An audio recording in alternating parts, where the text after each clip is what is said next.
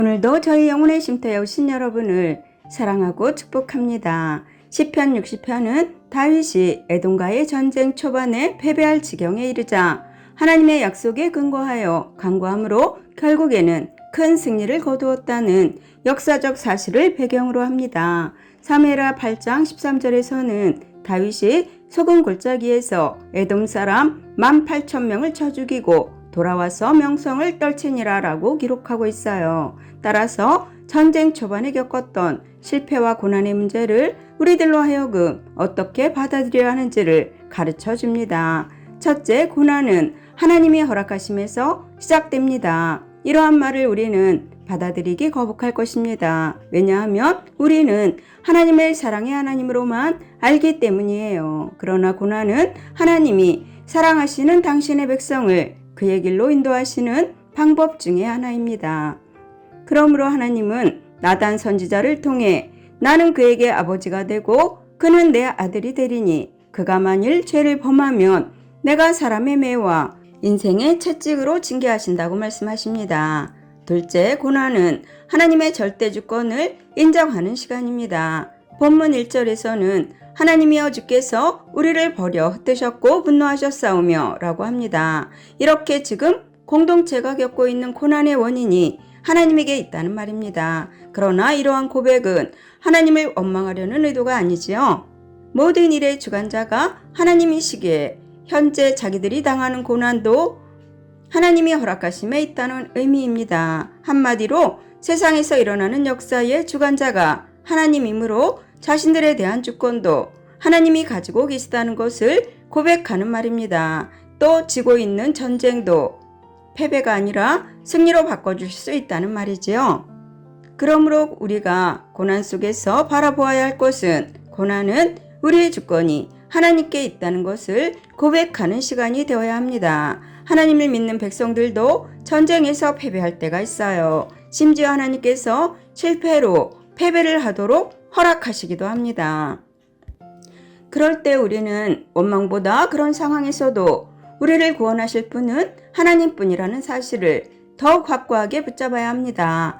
또 그 실패를 통해 우리를 향하신 하나님의 뜻을 다시금 확인할 수 있어야 합니다. 우리를 넘어지게 하신 그 하나님이 다시 우리에게 새 힘을 주실 것이기 때문이에요.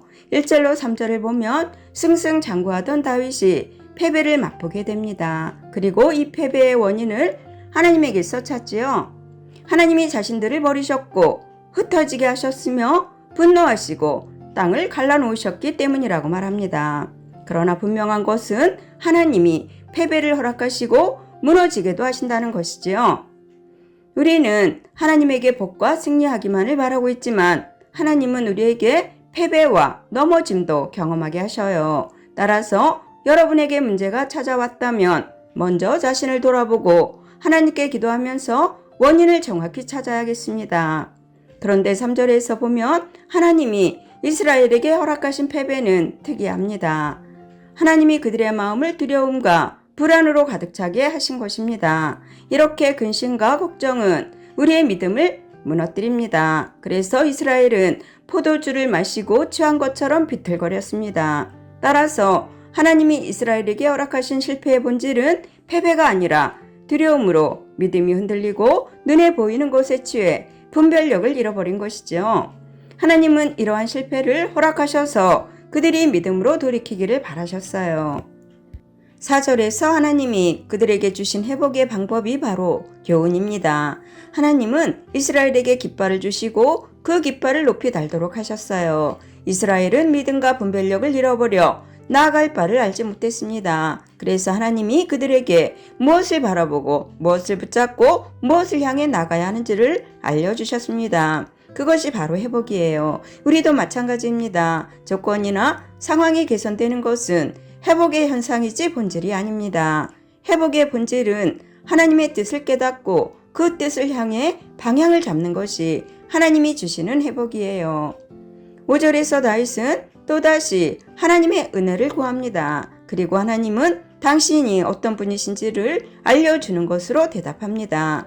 하나님을 아는 것이 참된 회복이기 때문이에요. 하나님은 모든 땅의 주인이시며 모든 백성을 당신의 뜻대로 사용하시는 왕이시며 아무리 강한 군대라도 단번에 무너뜨리는 심판자이십니다. 그 하나님이 우리의 하나님이 되십니다. 6절로 8절은 하나님이 이스라엘에 대해 구체적인 지명과 족속 이름을 거론하면서 이스라엘이 하나님의 소유임을 상기시켜요. 이스라엘의 대적들을 심판하신다는 뜻의 비유를 언급하며 하나님의 말씀에 근거해서 이스라엘의 구원과 회복, 전쟁의 승리를 구합니다. 하나님의 말씀에 근거해서 기도하는 태도는 우리도 본받아야겠지요. 내가 절실하니 들어달라는 기도보다 하나님이 말씀하셨으니 그 말씀을 속히 이루어달라는 기도가 더 깊은 기도입니다. 9절로 12절은 구원자이신 하나님께 대한 확신입니다. 인간의 능력으로는 승리할 수 없지만 전쟁의 승패가 하나님께 있음을 알기에 다윗은 인간의 무력함을 고백해요. 하나님에게 버림받은 것은 슬픔이며 절망입니다. 에돔과의 전쟁에 임하는 이스라엘 용사들은 하나님의 도우심을 통해 승리를 확신합니다. 그리고 하나님을 의지할 때 회복의 길로 나아갈 수가 있어요. 영혼의 쉼터를 사랑하시는 여러분, 여러분은 무엇이 우리를 무너뜨리는 진짜 위험한 일일까요? 무엇이 우리의 참된 힘일까요? 하나님께서 함께 하시지 않는 것이 우리에게는 진짜 고통이며 하나님께서 함께 하시는 것이 우리의 능력이 됩니다. 진짜 용기는 할 수 있다라고 하는 자기 결단이 아니라 우리를 지키시고 도우시고 이끄시는 하나님 안에 거할 때 생깁니다. 그러므로 우리와 함께 하시며 우리를 붙드시는 하나님을 신뢰하시며 회복의 길로 나아가시는 여러분 모두가 되시기를 예수님의 이름으로 축원합니다. 아멘. 감사합니다.